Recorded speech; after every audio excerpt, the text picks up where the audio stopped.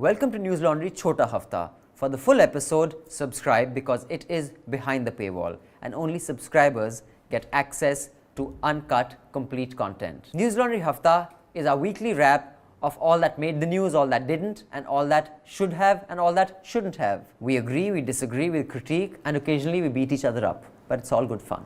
Subscribe. This is a Newslaundry podcast and you're listening to NL Hafta. अंग्रेज अपना लगान और न्यूज़ लॉन्ड्री अपना हफ्ता कभी नहीं छोड़ते. Welcome to another episode of Hafta. We are recording this on the 9th of March, Thursday at 2 in the afternoon. Things may change by the time this podcast ends because as we are speaking, K. Kavita is holding a press conference on a day where she's supposed to be interrogated by the ED or is it the CBI? I forget these days. But let me introduce the panel to you. In the studio, joining me, we have full house today. Is Manisha back from her leave? Hello. Refreshed and rejuvenated? Yes. Raman, Kirpal? Hi. Back from Noida, not refreshed and not rejuvenated. Noida is my house. Anand, Vardhan. Hi, Anand. Hello. Who is studying. But I'm refreshed from one angle that Ashram flyover has started. Oh, that is celebration. So I'm able to reach office in 40 minutes. For a change. Earlier it used to take me 1 hour. Give it time, minutes. they'll start some other construction. Anand, who's training to be a lawyer, so soon he shall be appearing for us. And joining us on the phone line is our very own team member, Jayashree from Chennai. Hi, Jayashree. Hi, hello. And our guest today is from Kannur, Leena Gita Reghunath. Hi, Leena. Hi, Abhinandan. Many of you are already familiar with Leena. In case not, she is a 3-time National Award-winning journalist and is currently the audience development editor at the Caravan magazine. Ooh. And you have heard Hartosh here several times. So, on that note, we will get into the headlines, but not before we remind you that there is another Baithak happening. Baithak is the question-answer session where we are accountable to our subscribers. This is for Game Changer subscribers only. We had one for all the subscribers week before last. Those of you who joined, thank you for joining. I hope we answered your questions. The Baithak is scheduled for Wednesday, the 15th of March at 7:30 in the evening. I repeat, Wednesday, March 15, 7:30 in the evening. If you are a Game Changer subscriber, this event is exclusively reserved for you. And if you haven't got the Zoom call link, because you can join us on Zoom and interact with us face to face, you can email us on subscription@newslaundry.com. I repeat, subscription@newslaundry.com. And please in the subject line write Baithak. And we have a new NL Sena project up, which is filling up slower than our usual projects. So I would urge you to just speed it up a little bit. It explores the illegal migration routes taken by people to emigrate to the US. Do contribute and power our journalism so that we don't need to take any ads from anybody. On that note, Jayashree will give us the headlines, after which we shall get into the discussion with Leena. Yes, so the headlines of the week. In Delhi, AAP MLAs Atishi and Saurabh Bharadwaj will be sworn in as ministers in the government today. In Tamil Nadu, earlier this week, several rumors circulated on social media about attacks on daily wage workers from Bihar and other northern states. The state police booked BJP leader Prashant Umrao, Dainik Bhaskar and OP India for spreading false news. Soon after this, 13 members of the Tamil Nadu BJP's IT wing quit the party. Oh, really? Okay, I didn't know that. That's news to me. Yes, There's a YouTuber also, no, who was booked for spreading fake news. Manish Kashyap. Bihar. That guy was he was arrested in Bihar. No, Jamshedpur, I think, somewhere. Bihar, I Yeah. think. Oh. So No, these guys Yeah, quit the party saying like what?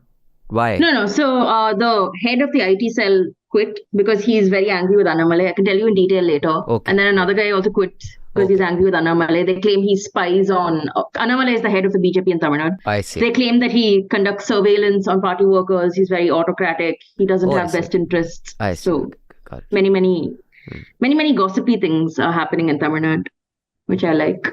Then in Kerala, the police on Sunday conducted a search at the office of Asianet in connection with allegations of telecasting fake news about a sexual assault case. The Kerala High Court yesterday directed the police to provide protection at the offices of Asianet in case protests against it become violent. The ED yesterday summoned BRS leader K. Kavita for questioning in the Delhi excise policy case. Her father is Telangana Chief Minister K. Chandrasekhar Rao. She's holding a press conference as we record this, I think, on how the central government is misusing its agencies to target the opposition. Yes. And how Modi is full of lies. Lies about everything. On Monday also, the CBI arrived at former Bihar Chief Minister Rabdi Devi's house to question her in connection with its probe into a corruption case. The CBI had also questioned her husband and former Bihar Chief Minister Lalu Prasad Yadav in the same case. Meanwhile, in Karnataka, BJP MLA Madal Virupakshappa got anticipatory bail in a corruption case. This is after I think he went missing for 6 days. Once he got bail, his supporters gave him a rousing welcome on the streets. Man. So the person found with cash in his house gets bail before he...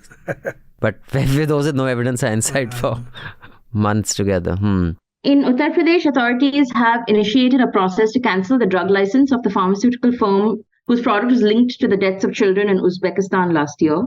But wasn't the last communication on this by a government that there's nothing wrong with these drugs? That's what Prashant Reddy and Dinesh had told us, right? Or was that the Gambia case? No, Gambia. That was the Gambia case, right? Okay. An affiliate of the RSS has launched a campaign to, and I quote, impart cultural values to babies in the womb. Yeah. Garbh Sanskar. Didn't we do a story on this a few years ago? One designer baby camp that the RSS held. Hey? Where you can... Newslaundry had done the story. RSS held a designer baby camp in Calcutta. Oh, I remember, yeah. Designer baby camp.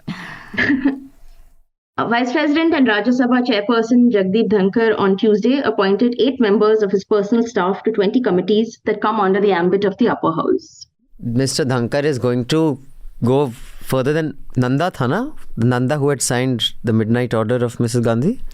What was his name? That president? Anand?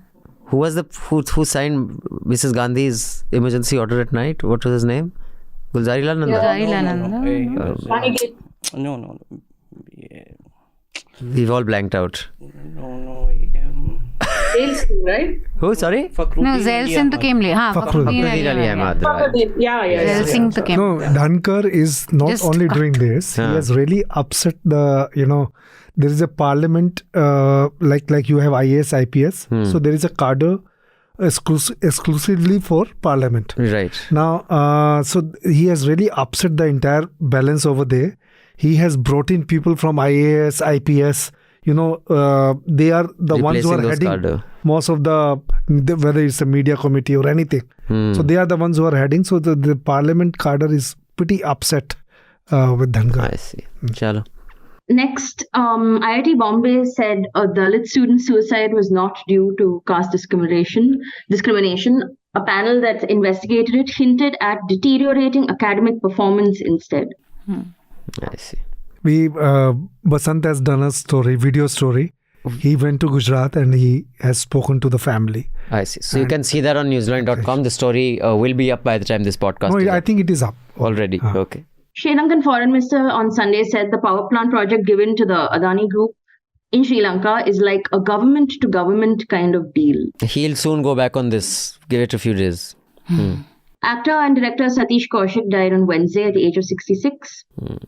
And before the start of the India-Australia cricket match in Ahmedabad, Modi and Australian Prime Minister Anthony Albanese took a lap of honour around the Narendra Modi Stadium. They were seated in a chariot that said friendship through cricket. And that's the headlines. In other news, I think it was David Boone who was very upset that the Australian team has lost its edge in it's just the conduct in our time, they'd always kind of provoke the other teams. Now they're too friendly.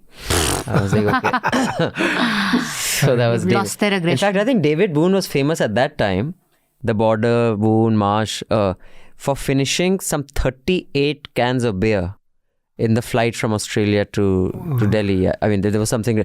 And of course, we didn't have social media back then, but there were complaints that the Australian team really misbehaved on the flight with the flight staff, etc. Yeah. But there were no cameras to record it, so they could not get cancelled.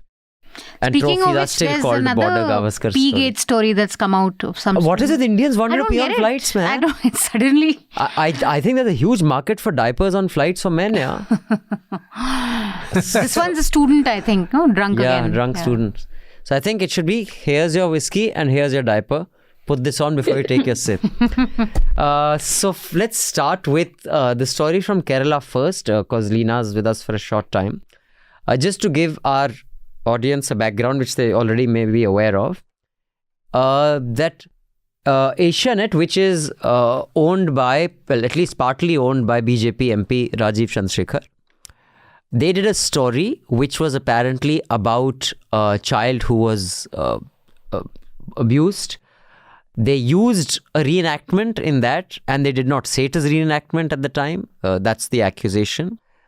They were raided, and Leena will tell us the reasons about the raid, why, how. And that led to an outrage by the journalistic community that this is misuse of state power, which, well, much of the media in the country is used to. But I guess in Kerala it may be new. I don't know. Leena will tell us. And that has led to a backlash. And in fact, on this, again, expectedly, there's a lot of commentary along partisan lines. People who are closely associated with the communist, ideology in Kerala say that these guys did run some sort of a shit show. However, this is not the way to deal with it. On the other hand, the right, the BJP says this is just bullying tactics. So, what is the accusation? What are the charges? And how has the local media reacted, Leena? All kinds of malpractices here at play. So this 9th standard student also has certain... so at that time, I left everybody who knows the Kerala scene knows that Asianet and the government was in a sort of tussle. There is a case against one of its leading news anchor, we know, saying something against the CPM party person, and that was really targeting him, that attack on him, which he said in a prime time. He asked whether, there was should I give a longer history of what happened there with Vinu, is that he said something where people were beaten up on the roads during a protest, and the minister said this protest was early announced. So people getting beaten up on road was okay because of that. So he said, would it be okay if it was minister and his family inside the car getting beaten up? And the minister said that this was, calling for violence against him. So, which wasn't the case. It was an overreach again, the police filing a case and investigating this primetime anchor of Asianet. So this follows after it. So there is a long ongoing tussle with the government and Asianet going on because of the kind of coverage that CPM's news receive on Asianet, where how they went after cases where they didn't have really furthered the investigation of proofs, and how they stay silent with the misgivings of the central government. No kind of central government negative news gets aired on Asianet anymore. So that's a big issue, that they have to answer for. In fact, Caravan did a story where they had quoted an employee of Asianet, right, who said that give the Prime Minister a chance. There should be no criticism. You can criticize the BJP, but don't criticize Mr. Modi. Yeah, right. That was a Caravan. Yeah, that was a profile of Rajiv Chandrasekhar story that we did. Yes. Yes, I see. So basically, these, when the police raided, they are raiding in what case? That these guys have because it's a POXO case that they have shown an underage girl. What is the allegation that the police is going with? So basically, I don't know, maybe Anand as a student of law can tell us. I mean, trying to bring down the government is not an offence under the IPC. So when they say that they are running fake news, or is it POXO, or is it, what is the allegation actually? What are the police saying? That it is. So every new, the media's function is to take an anti-government position to expose them. So that means every news story that we do is to bring down the image of the government. So that can't be, ever a case that can be charged against. But forgery, I don't know. I see. So basically, I think it's saying that they are misleading them by showing an enactment. Which is actually, they aren't saying it's an enactment. They are making it seem like it's a real person talking. But for this, there is a different act to impose. I mean, you can't impose POCSO. Because POCSO, the only thing is that you cannot disclose the identity of the victim. The law is very strong on that. So you can't even talk about who the parents are or where the school may be. You can't give out any details at all, which may. But still, we don't know how the POCSO Act, can be, we can invoke POCSO in media cases. We're not sure about it. I think for the first episode where they are saying that this is the student herself narrating her story, maybe POCSO applies, as in there is certain kind of protection given for, interviewing a minor, even in courtroom, we are not allowed to, while making them recount the trauma. At least they didn't ask her what kind of details into the sexual abuse was not gone into, but to ask the girl to recount the trauma, I think was a bit too much of an... I see, right. And was Asianet the only channel to do that, or many other channels in Kerala interviewed this girl? I don't think anybody else interviewed this girl, though they all ran a story. So I haven't seen any other reports where the girl herself has been interviewed. But the news story had been printed in newspapers at that point, and they also... and no journalist followed up on the news story because they knew that the news story itself was a bit problematic, as the girl was a victim of sexual abuse from her father, and there is a case standing against, and that is the same father who has brought her before the news reporters. So, but wasn't but also, Leena, correct me if I'm wrong, but so like the August interview, which aired in November, so they used the audio track. But also they rearranged it a bit, right? Because it indicated that the girl in the original was talking about weed. But I think in the second one, they sort of rearranged it to indicate that she was actually talking about MDMA. And then they also tried to hint that she was, when she didn't actually say it, but they made it seem as though she was saying that 10 other girls had also been sexually abused. Yeah, from the interview, I think the girl was more meaning to say that 10 other girls were involved in, were given drugs. But it's sort of arranged in a way that, 10 other girls were sexually abused. My God, and also, so they're embellishing the... And this is basically sensationalism for TRPs, right? Exactly. There's no politics to this case. In the first episode, it was just weed, and then it became something, the allegation became something like an MDM was used in this Also, case. How did it come up in the... this whole thing came out because I think they asked a question in the Legislative Assembly, right? Like, about the doctoring of this Asianet video. How did it come up at all, like in March? The main news reportage on it happened when Hindustan, which is, this was also a News Minute, had done a good story on this yesterday. Hindustan newspaper, I think on March 2nd, said there were murderous attacks on Hindi-speaking workers in Tamil Nadu. So then Dainik Bhaskar followed this up by speaking to one guy in Tamil Nadu who said, yes, 15 people have been murdered. So Dainik Bhaskar ran it. And this is when it really sort of got wings. And then OP India, which I'd like to point out is not a news organization, it is like a blog. OP India then took it a step further and said these are Taliban-style attacks. Fingers are being pulled out. Also, I think OP India is a blog. I think OP India is a hate platform which just puts out, hate content, and they don't have... everything is OP India staff. There's no reporters. So, they have nothing to do with news. And this, so that's how it really Dainik Bhaskar report that you're talking about, it cites one source who is a migrant labor himself, or who's this source who's saying 15 people have been murdered? I think he was a Bihari worker in Tamil Nadu, but there was no verification process that took place at all. And he said 15 were killed. And so Dainik Bhaskar very dutifully said, yes, 15 have been murdered. And they put it out. And then it really took off, right? Because then the Bihar chief minister is literally tweeting saying, what is happening? Please ensure safety. And when you see tweets like that, you're really sort of inducing panic. So the most horrifying thing is not even just that it is fake news. It is how fake news impacted migrant workers in Tamil Nadu. When, in any case, your lies, your untruths are out there for everybody to see, and yet you double down. And the executives are saying, let's feed our audience lies, otherwise they'll start watching someone else who is going to, watch their lies. Are we in the zone where it doesn't even matter what journalists do?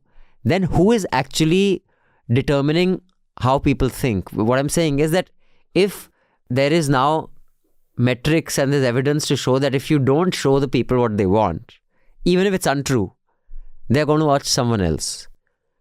Then where are they getting the information from? Then it's down to the leaders, right? It basically is what the leader says is what the Janta will do. In which case, isn't the responsibility for everything that is being believed or not believed moving upstream to leaders, and they should take responsibility for every fuck up that happens? I mean, would that not be the logical conclusion of this trend that we are seeing? I just want to see, we have 3 cases, one in Tamil Nadu, one in Kerala, one in the US, where people, I don't think that people like Op India think that Biharis are being killed there. But anything to show anger, division, that is a non-BJP ruled state, this is what they're doing. And the anti-Hindi sentiment, is so.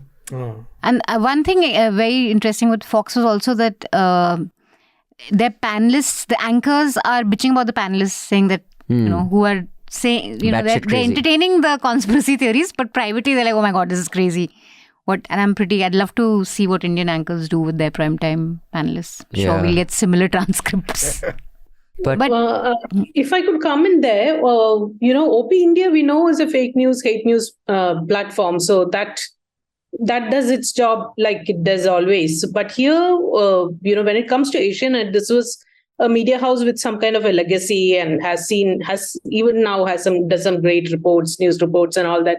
I think the minimum that they could do, Asianet as an organization should have done is that they could have come out and said, okay, we didn't, this didn't stand up to our standards, this news report, and we are sorry about what happened. But this is excessive police action against us. That should have been the ground that they've taken. But they've come back and said we'll still continue with honesty, without fear. We'll still continue to report, as if this is some big targeting happening against them. Well, they have faulty to some levels, and they should have apologized to the public. That much the public is owed. And when they don't do that, that is a very problematic thing for visual journalism. And this is also because visual media don't give its reporters, the kind of guidelines that they should be following. There is no training or coaching in among local reporters how this should be handled. That is a very sad scene. Right. Your take, since you're from Bihar, who gains by such Tamil versus Bihar propaganda getting pushed out? Is it even a political issue that can benefit anyone over there? And 2-3 aspects to it. First is the nature of fake news here and its debunking. So one important aspect was that the state agencies were not in the loop when the fake news was spread.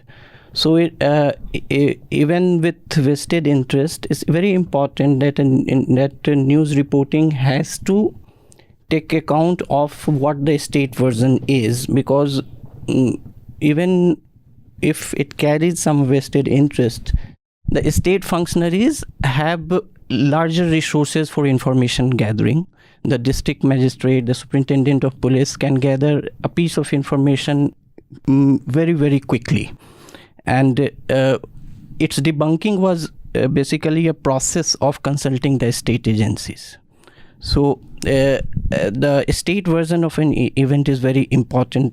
I repeatedly say that. Even if you find later that it's false or half-truth, but that's a later stage. Second is, I think the response of the migrant workers and the state government, that has to be broken down into some stages. First, that fake news was the later development. Why was the believability of it? Because there is also a feeling that there has been desensitization of Bihari migrant worker to verbal violence. Like I don't know about specific lines drawn between your entire sort of mass of Hindi-speaking states to differentiate sort of one from the other. But I would agree with Anand that there is a tremendous amount of like classism and all that sort of play when it comes to migrant workers, especially from Bihar and Tamil Nadu. I mean, considering the economy of Tamil Nadu is built on the backs and bones of these sort of migrant workers. I think the issue with the government in this case is that its messaging could have been better. It needed to be clearer, more standardized in Hindi with better outreach, even though multiple wings of the government did its best, as did the chief minister in this case. They did set up helpline numbers, but do they have full-time numbers manned by people who speak specific languages otherwise is something that's critical. Also, there have been cases of DMK members and leaders saying things about Bihari workers. I think it was K. Ponmudi who, I think he's the higher education minister. He said sometime last year about how Bihari migrants, or maybe he said Hindi migrants, are fit to sell pani puri. So, this sort of looking down and does no one any good. The most aggressive form of it we saw in Maharashtra when there were actual physical attacks under Shiv Sena. But that was that was number 2 after Shiv Sena ran out of Tamilians. That was the first, na? Lungi ki pungi bajao. But the pejorative, the bhaiye, that kind of thing is just, it's everywhere, I think. I think one interesting aspect in this case in Tamil Nadu is also this YouTuber Manish, who has this channel called Sach Tak News, which has 6.36 million subscribers. One of his videos actually went viral in the beginning, where he's scripted it, basically. He's just scripted an interview with a migrant who's lying about being, So there was no such interview? No. I mean, no, it's just, I don't know what he's done. It's basically dramatization. Okay. It's got like 1 million views. There's an FIR against him now, and there were some warnings also given to him. But it's fascinating because there is this parallel, while we talk about the media, there's a parallel universe on YouTube, which is basically these individual creators who mimic monetize journalism. Sure. And they are viral, and people watch it just believing that these are real journalists, they're doing real jobs. And these guys are agnostic in terms of politics. Ideology. It's just hits.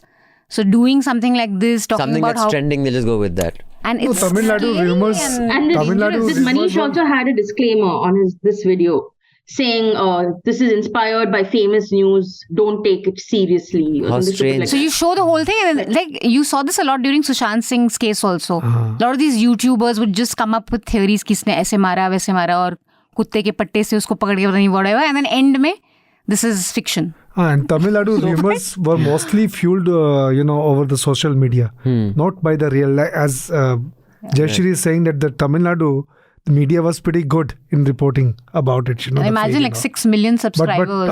But social media is the thing, and we are doing a story on that. Right. All of you listening in, the Chota Hafta, do subscribe so you can listen to the entire Hafta. We will see you again next week with the Hafta. Till then, subscribe, pay to keep news free, because when the public pays, the public is served. When advertisers pay, advertisers are served. Thank you. Goodbye. All the Newslaundry podcasts are available on Stitcher, iTunes, and any other podcast platform. Please subscribe to Newslaundry. Help us keep news independent. To catch all our podcasts on news, pop culture, current affairs, and sport, visit newslaundry.com. Follow us on Facebook, Twitter, and Instagram. And subscribe to our YouTube channel. Sun liya Afrika, mufat khoro. Not to brag or anything, but Newslaundry Hafta features in the top 50 in the world on SoundCloud in the news and politics category for podcasts. So do subscribe and see what you're missing, because when the public pays, the public is served. When advertisers pay, advertisers are served. Subscribe, help keep news independent and free. All Newslaundry podcasts are available on iTunes and Stitcher and any other podcast platform.